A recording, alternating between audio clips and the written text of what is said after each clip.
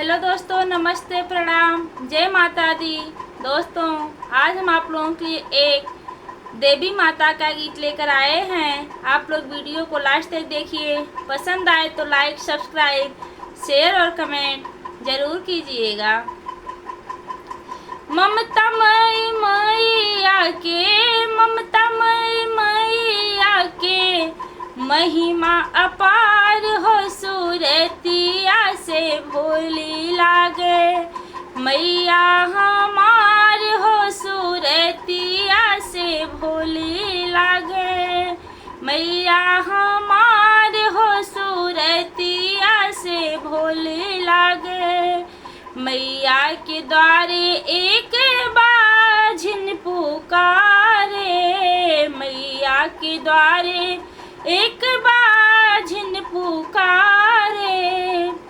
बाझिन को पुत्र दे दो, बाझिन को पुत्र दे दो, करो उपकार हो सूरतिया से भोली लागे। मैया हमार हो सूरतिया से भोली लागे। ममता मई मैया के, ममता मई मैया के, महिमा अपार हो सूरतिया से भोली लागे। मैया हमार हो सूरतिया से भोली लागे।